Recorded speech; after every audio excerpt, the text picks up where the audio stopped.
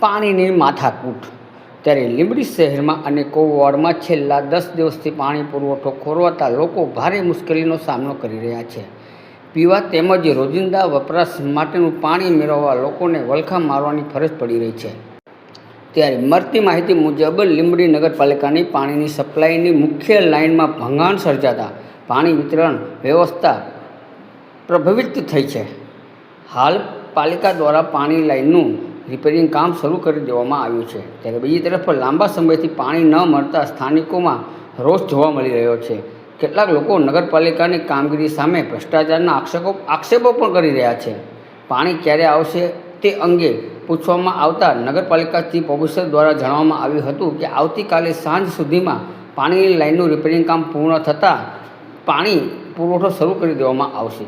હવે રિપેરિંગ કામ સમયસર પૂર્ણ થાય અને લીંબડી શહેરના અસરગ્રસ્ત વિસ્તારોમાં પાણી પુરવઠો ક્યારે નિયમિત થાય તે જોવાનું રહ્યું.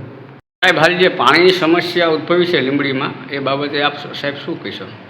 લીંબડી શહેરને પૂરું પાડતું જે નગરપાલિકા કચેરીમાં મેઇન હેડવોટર વર્ક્સ આવેલું છે તેના સમ અને ESR વચ્ચેની મુખ્ય પાઇપલાઇનમાં મેજર ભંગાણ થતાં પાણી વિતરણમાં વિક્ષેપ સર્જાણો છે.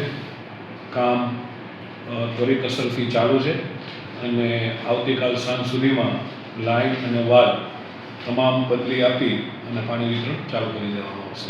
બીજી કોઈ અન્ય જગ્યાએ કોઈ સમસ્યા ખરી? પાઇપ લાઇન તૂટી હોય કે એવું કંઈ? ના, લાઇન તૂટવાની મેજર સમસ્યા એક જ છે.